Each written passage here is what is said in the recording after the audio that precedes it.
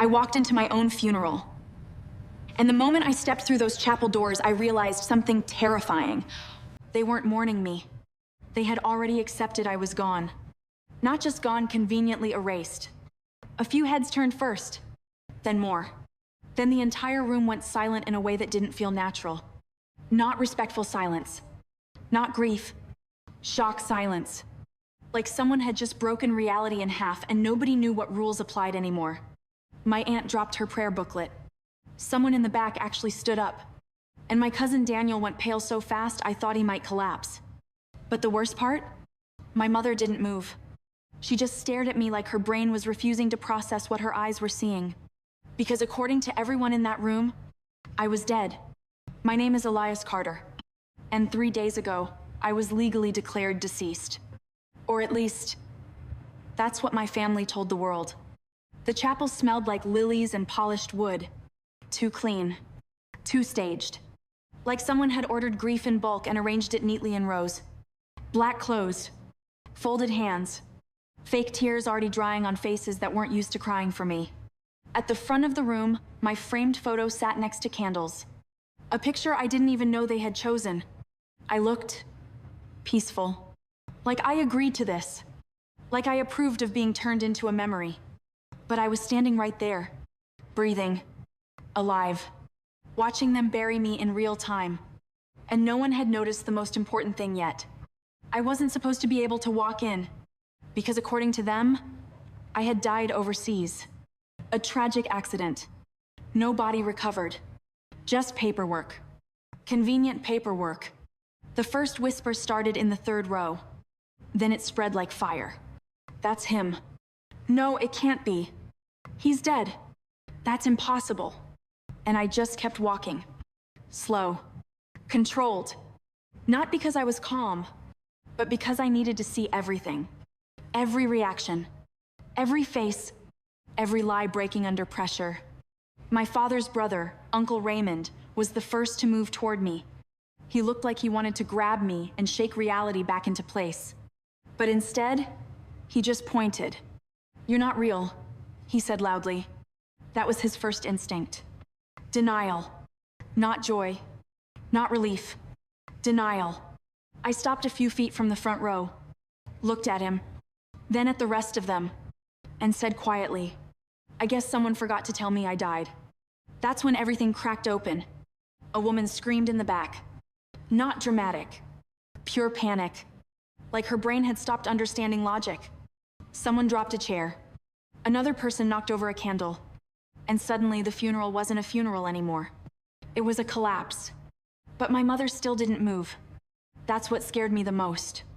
Because she wasn't shocked. She wasn't confused. She was frozen. Like she had already rehearsed this moment in her mind and still wasn't prepared for it. I stepped closer to the front aisle. My footsteps echoed louder now. And that's when I saw him. Daniel, my cousin, the one who handled family logistics after I disappeared. He looked like he'd seen a ghost. Or worse, a mistake returning to correct itself. "You shouldn't be here," he whispered. I tilted my head slightly. "Interesting," I said. "I was about to say the same thing about all of you." That made him step back. Just one step. But I noticed it. Fear doesn't explode. It retreats first. That's when I saw the lawyer, standing near the altar, holding a folder. Black suit. Neutral expression. The only person in the room trying not to react. Because lawyers don't react. They interpret reality. And I could already tell he was recalculating everything in real time. He looked at me carefully, then at the documents in his hand, then back at me, and finally said, "This isn't possible." I nodded slightly. That seems to be a popular opinion today. A man in the second row stood up. "No," he said loudly. "We have a death certificate. We identified him. The embassy confirmed." He stopped mid-sentence. Because I was still standing there, very much alive. And paperwork doesn't argue with breathing people. My mother finally moved. Slowly. Like her body didn't belong to her anymore. She stood up halfway, then stopped. Her lips parted slightly. But no words came out. Because whatever she had prepared to say at my funeral Didn't work anymore. I looked at her, and for the first time since walking in, something inside me cracked a little. Not anger, not revenge. Something older. Confusion mixed with betrayal. Because mothers don't attend funerals for children they secretly believe are alive. Unless something else is going on. "Mom," I said quietly. That word hit harder than anything else in the room. She flinched. Not physically, emotionally. Like the sound of my voice was pulling her out of a place she had buried herself into. I thought, she started. Her voice broke immediately. She stopped. Tried again. "I thought you were dead." She couldn't say it. Not anymore. Because saying it out loud while I stood there made it real in a different way. Daniel stepped forward quickly. "This is some kind of setup," he said loudly. "This is fake. This has to be fake." But no one agreed with him. Because I was not acting like a fraud. And I was not acting like a man who just returned from hiding. I was acting like someone trying to understand why his family had already finished grieving him. The lawyer finally spoke again. This funeral was scheduled based on legal declaration of death filed 3 days ago. He paused, then looked at me. "But if the subject is present..." He didn't finish the sentence. He didn't need to. Because everyone understood what it meant. Everything they had done was now unstable. I walked slowly toward the front, past the candles, past the photo of me, past the flowers, until I was standing just a few feet from the coffin. Closed. Symbolic. Empty in meaning now. I looked down at it, then back at them, and asked, "So who decided I was dead?" Silence. No one answered immediately. Because the truth wasn't a single person. It was a system. And systems are harder to blame than people. Daniel finally spoke. "It was an accident report," he said quickly. "Overseas. No body recovery. They said it was statistically confirmed." I raised my hand slightly. "Who filed it?" He hesitated. That hesitation told me everything. My mother whispered something then, barely audible. But I caught it. "We had no choice." That line stayed in the air longer than anything else. No choice. That's what people say when they want to avoid responsibility. I turned slowly toward her. "No choice," I repeated softly. She looked away immediately. Because she couldn't hold my eyes. "Not anymore." The lawyer stepped forward slightly. "I need clarification," he said. "If you are alive, then the death declaration is invalid, and all associated proceedings." He stopped. Because Daniel grabbed his arm suddenly. Hard. Too hard. "No," Daniel said sharply. "Don't say that out loud." That was interesting. Not concern. Control. I noticed something then. A pattern. My death wasn't just emotional for them. It was functional. Useful. And that changed everything. The lawyer slowly pulled his arm free. "I need to report this immediately." But Daniel stepped between him and the exit. Blocking him. That's when I knew something bigger was happening. Something they didn't want reversed. I looked at Daniel carefully. "You seem very invested in me being dead," I said. He laughed nervously. "It's not like that." But it was exactly like that. My mother finally spoke again, her voice shaking. "Elias, please, just come home." That sounded simple, but it wasn't. Because I was already home, standing inside the aftermath of their decision. I looked at all of them one last time. Every face, every reaction, every lie collapsing under pressure. And I said quietly, "Someone explain to me why my funeral was easier to organize than my disappearance." No one answered. Because that question wasn't emotional. It was procedural. And procedural questions lead to consequences. The lawyer finally opened his folder again. And that's when I saw it. A second set of documents. Not just death paperwork, but financial authorization forms, inheritance activation sheets, asset transfer confirmations. My eyes narrowed slightly, and I asked, "What is that?" The lawyer froze. Daniel froze harder. My mother didn't move at all. And in that moment, I realized something worse than being declared dead. Someone hadn't just buried me. They had already started dividing what I left behind. The lawyer slowly said, "If you are alive, then the entire estate transfer process just became legally irreversible unless... He stopped, looked at Daniel, then back at me. Unless someone intended for you to never return. The lawyer didn't finish his sentence. But he didn't need to, because the room already understood what he was implying. And worse than that, so did I. The silence in the chapel changed shape. It wasn't shock anymore. It was calculation. People weren't just reacting to me being alive. They were reacting to what my return destroyed. The lawyer slowly placed the folder down on the altar table. Not gently, carefully, like it had suddenly become evidence instead of paperwork. His voice lowered. If you are truly Elias Carter, then the death declaration triggers an automatic probate sequence. A pause. And that sequence appears to already be in motion. My eyes locked onto the folder. Define in motion, I said.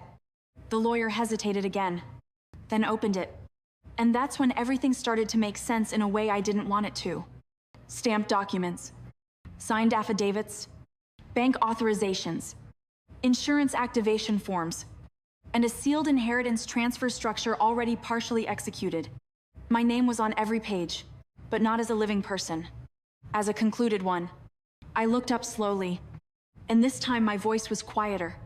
Who initiated this? No one spoke immediately, because now it wasn't about confusion. It was about blame, and blame always needs distance. Daniel finally exhaled sharply. It was procedural, he said quickly. The hospital report came in, the embassy confirmed disappearance, and we had to act. I interrupted him. You had to act? Within 3 days? He stopped. That pause was enough. Because everyone in the room knew what normal procedure timelines looked like. And this wasn't normal. My mother took one step forward, then stopped again. Her hands were shaking now. I didn't want this, she whispered. But I didn't respond immediately. Because I was watching something more important. Daniel wasn't looking at me. He was looking at the lawyer. Not guilty. Not afraid. Assessing risk. That's when I realized something simple. My death wasn't an accident of misinformation. It was a managed event.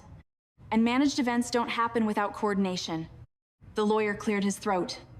There are signatures here, he said slowly. He turned a page, held it up slightly. Authorized next of kin approval for asset redistribution. He looked at my mother, then Daniel, then back at the page. My mother's face went pale instantly. No, she said quickly. I never signed anything like that. Daniel reacted immediately. That's not what was agreed. He stopped himself too late. Everyone heard it. I stepped forward slightly. What was agreed? I asked. My voice wasn't loud, but it cut through the room. Because now the funeral wasn't a funeral anymore. It was a courtroom without walls. Daniel forced a laugh. This is ridiculous. You're making this into something it isn't. I nodded slowly. You're right. A pause. This is worse than what I'm imagining. The lawyer flipped another page and froze. His eyes narrowed. Then he looked at me. This is unusual. That's never a good sentence from a lawyer. I stepped closer. What is? He hesitated, then turned the document toward me. A second signature chain. Different authorization tier. Not family-based. Corporate-linked. And at the top, a name I didn't recognize. But someone in the room did. Because Daniel stiffened instantly. I looked at him and said quietly, "Who is that?" He didn't answer immediately. That silence told me everything. My mother whispered, "That's your uncle's business partner." That meant nothing to me at first, until the lawyer added, "Or rather, the controlling trustee of the offshore holding account." That phrase changed the air instantly. Offshore, holding account, control structure. This wasn't grief. This was architecture. I looked at Daniel again. "Start from the beginning," I said. He shook his head immediately. "No. Too fast. Too defensive. Too absolute." The lawyer intervened carefully. "If these documents are authentic, then the declaration of death triggered asset activation across multiple jurisdictions." He paused. And that includes life insurance, property holdings, and trust-controlled funds. I felt something shift in my chest. Not anger yet. Understanding forming into shape. So my death, I said slowly, was profitable. No one answered. Because no one wanted to be the one to confirm it. My mother shook her head again. I didn't know about any of this, she insisted. But her voice wasn't firm. It was defensive. And defensive voices don't sound innocent. They sound rehearsed. Daniel stepped forward slightly. This is being misrepresented, he said. We were handling estate protection while you were missing. I interrupted him. I wasn't missing. A pause. I was declared dead. The room reacted slightly to that distinction. Because missing is uncertain. Dead is final. And finality creates opportunity. The lawyer spoke again. There's also a timing issue. He looked at the documents carefully. The insurance trigger was activated within hours of declaration. That sentence landed heavier than the rest. Hours, not days. Not investigation. Hours. I looked at Daniel and said quietly, "Explain that." He didn't. Not immediately, because explanations require honesty. And honesty was no longer safe for him. My mother finally turned toward him, slowly, like she was afraid of what she might see. "Daniel," she said softly, "what did you do?" That question changed everything. Because it wasn't my question. It was hers. Daniel exhaled sharply. "This is insane," he said. "You're all acting like I orchestrated this." I stepped forward slightly. "You didn't answer her," I said. He looked at me now. And for the first time, he wasn't just defensive. He was cornered. The lawyer flipped another page and froze again. "This is," he muttered. He adjusted his glasses, then looked up. "This is a beneficiary acceleration clause." I frowned slightly. "What does that mean?" He hesitated, then said it. "It means if death is confirmed under specific conditions, asset transfer is expedited and contested delay is disabled." A pause. And it appears those conditions were met intentionally. The room shifted again. This time not emotionally. Financially. People weren't mourning anymore. They were recalculating. My mother whispered, "Who would do that?" But she already knew the answer. She just didn't want to say it. I looked at Daniel again and said quietly, "Did you benefit from my death?" That question finally broke him slightly. Not completely, but enough. He laughed once. Short, forced. "I didn't kill you," he said. "That was a mistake. Because I never said he did." The lawyer spoke again. "There are interim asset holders listed here."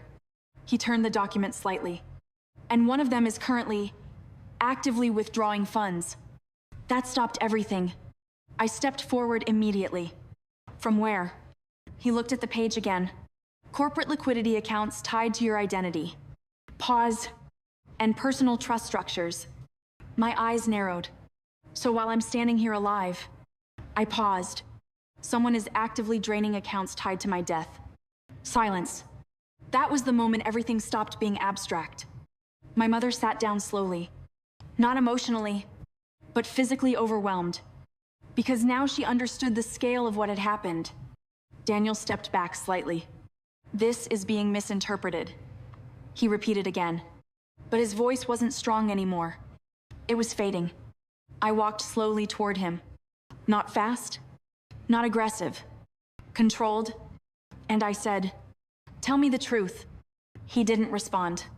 I stopped in front of him, and for the first time since this began, my voice dropped completely. No more versions, no more procedures, no more paperwork. A pause. Just truth. He looked at me, then at the lawyer, then at my mother, and finally, his mask cracked. Just slightly. "We thought you were gone," he said quietly. That was the first honest sentence, but not the full truth. I didn't respond, because I knew there was more. He continued, "And there were debts, obligations, things tied to your name that needed resolution." I nodded slowly. "And?" He exhaled. "And if you were gone, those obligations disappear." There it was. The real sentence. Not grief. Not mourning. Resolution. The lawyer closed the folder slowly. "This is no longer a probate matter," he said quietly. "This is a contested financial exploitation case." And suddenly, the funeral wasn't about death anymore. It was about what my death was worth. I looked around the chapel one more time. At the flowers, the people, the fake mourning, the staged grief. And I said quietly, "So my family didn't just bury me." A pause. "They monetized me." No one answered. Because no one could. The lawyer's phone suddenly rang. He answered it quickly. Listened, then slowly looked up at me and said, "There's a court petition just been filed." A pause. "To legally confirm your death again within 24 hours. And Daniel didn't look at me. He looked away. The moment the lawyer said it, the room changed temperature. Not metaphorically. It actually felt colder. Like the chapel itself had stopped pretending it was a place for mourning and started becoming something else entirely. A battlefield dressed in black. The lawyer slowly lowered his phone. His expression wasn't shocked anymore. It was procedural concern. The kind lawyers get when something crosses from unusual into legally catastrophic. He looked at me and said again, slower this time, "There's a court petition filed to confirm your death within 24 hours. A pause. "And it's already been fast-tracked." No one spoke. Not my mother. Not Daniel. Not Uncle Raymond. Not the crowd pretending to grieve me 5 minutes ago. Because everyone understood the implication now. This wasn't about confusion anymore. This was about intentional continuation. They weren't reacting to my return. They were trying to erase it. Legally. I exhaled slowly. Not angry yet, but close. "So let me understand this correctly," I said. A pause. I walk into my own funeral. I looked around the room, and instead of stopping everything, someone tries to legally bury me again in a courtroom tomorrow. No one answered, because there was no innocent way to respond to that. Daniel finally moved. Slowly. Like every movement cost him something. "This is being handled legally," he said. But his voice wasn't confident anymore. It was controlled damage control. The kind people use when the truth is already escaping. I turned toward him. Handled by who? Silence. That silence answered louder than words. The lawyer cleared his throat. "I need to be precise," he said carefully. "This petition isn't standard probate continuation." He looked at me directly now. "It's a validation request." My eyes narrowed slightly. Validation of what? He hesitated, then said it. Validation that your death was legitimate and not misreported. A quiet ripple went through the room. People shifting, whispering, realizing this wasn't just paperwork. It was narrative control. My mother finally stood up again. Her voice cracked when she spoke. Why would anyone do that? She looked at Daniel now. Really looked at him. Not his family. As a suspect. Daniel shook his head quickly. This isn't what it looks like. But that sentence always means the same thing. It means, you're not ready for the truth yet. I stepped forward slightly. This is exactly what it looks like, I said calmly. I turned toward the lawyer. Who filed the petition? He checked his phone again. Scrolled. Then hesitated. That information is partially sealed under expedited estate litigation protection. I nodded. Translate that. He exhaled. Someone with legal standing inside your estate structure is requesting judicial confirmation that you are deceased. A pause. And they've provided supporting documentation. The room shifted again. Because now it wasn't just speculation. It was action. Someone wasn't confused. Someone was actively building a legal reality where I didn't exist. My mother whispered, but he's standing right here. No one responded. Because law doesn't care about presence. It cares about filings. Daniel suddenly spoke louder. This is all misinterpreted. We're just securing the estate until identity clarification is complete. I looked at him. And for the first time, I smiled slightly. Not warmly. Not kindly. More like recognition. Securing the estate, I repeated. A pause. That's an interesting phrase. I took a step closer to him. Securing it from what exactly? He didn't answer immediately. That hesitation again. Always hesitation. The lawyer suddenly interjected. "There's more." He turned the screen toward me, and I saw it. A second filing. Attached beneficiary authorization. Temporary control assignment. Signed. My eyes locked onto the signature line, and my stomach dropped slightly. Because it wasn't random. It wasn't unknown. It was family. Daniel saw my expression change, and immediately said, "That was for protection, nothing permanent." I interrupted him. "Protection from what?" Silence. My mother stepped forward now. Her voice was shaking but sharper. "Daniel, what did you sign?" He finally looked at her, and for the first time, he didn't have an answer ready. The lawyer spoke again quietly. "This document assigns interim estate authority to a secondary beneficiary pending identity resolution." He paused. "And it appears that authority has already been exercised." I stared at him. "Exercised how?" He hesitated, then said, "Fund reallocation has begun." That was the moment the air left the room. Not metaphorically. It genuinely felt like pressure dropped. Because everyone understood now. This wasn't grief. This was execution of financial access. I turned slowly toward Daniel and said, "How much?" He didn't answer.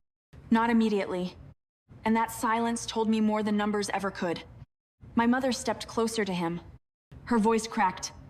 "Daniel, tell me you didn't." He finally snapped. "I did what had to be done." That was the first emotional break. And it wasn't mine. The room went silent again. Even the lawyer stopped typing. Because now it wasn't legal. It was personal. Daniel exhaled sharply. "You were gone," he said, pointing at me. "You were legally gone. The system required action. There were debts, obligations, contracts tied to your name." I interrupted him quietly. "And you decided you were the person to manage them." A pause. "Why?" He looked at me, and for the first time, there was honesty in his eyes. But not innocence. "Because someone had to," he said. That was the truth behind everything. Control. Opportunity. Access. My mother shook her head slowly. "No," she whispered. "No, you said this was just paperwork." Daniel turned to her quickly. "It was paperwork." Then his voice dropped. "But paperwork moves assets." Silence again. He just said the quiet part out loud. I looked around the chapel. At the flowers, the guests, the coffin, the staged grief. And I finally understood the full shape of what had happened. My death wasn't just declared. It was used. I turned back to the lawyer. "And the court petition?" I said. "Who initiated it?" He hesitated, then said, "The same legal entity that processed the initial declaration." A pause. "In coordination with interim estate authority." I looked at Daniel and nodded slowly. "So you didn't just benefit from my death." A pause. "You're trying to confirm it after the fact." Daniel stepped forward quickly. "This is about stabilizing chaos." But I raised my hand, and he stopped. Not because I shouted, because I didn't need to. I said quietly, "You turned my disappearance into a financial window." A pause. "And now you're trying to close the window by making me legally invisible again." Silence. My mother finally broke. Her voice louder now. "This is insane. He's standing right here." She turned toward the lawyer. "Tell them he's alive." The lawyer didn't respond immediately. Because that wasn't his role. His role was truth through documents, not emotion. Finally, he said, "Biological presence does not automatically invalidate legal declarations without court reversal." That sentence killed something in the room. Because it meant reality and legality were now in conflict. I stepped forward slowly and said, "So what you're saying is..." A pause. "You can legally erase a person even if they're standing in front of you." Silence. No one disagreed. And that's when I realized something even worse. This wasn't just family betrayal. This was system-enabled betrayal. I looked at Daniel one last time and asked, Who helped you build this structure? That question changed his expression instantly. Because now it wasn't about guilt. It was about exposure. He didn't answer, but he looked away. And that was enough. The lawyer's phone rang again. He answered immediately, listened, then slowly said, "The court hearing has been moved forward." A pause. "To this afternoon," my mother whispered. "This afternoon?" The lawyer nodded slowly. "Yes," then looked at me. "And you are not currently listed as a living participant in the filing." That meant it clearly. I was being erased in real time. Again. Legally. I exhaled slowly and looked around the room one last time. At the people who had planned my absence, my inheritance, my disappearance, my second death. And I said quietly, "So this is what you all decided while I was gone." A pause. "But I'm here now." Silence. I turned toward the exit of the chapel, then stopped, and looked back. And for the first time since walking into my own funeral, my voice was calm, but final. "Tell the court I'll be attending." A pause. "And I won't be coming as a ghost." As I stepped toward the doors, the lawyer's voice stopped me. "One more thing." I turned slightly. He looked at me and said, "If you appear in court alive." A pause. "Then every asset transfer, every signature, every beneficiary claim becomes evidence of fraud." Silence. And behind me, I could hear Daniel finally say one word under his breath. "Shit."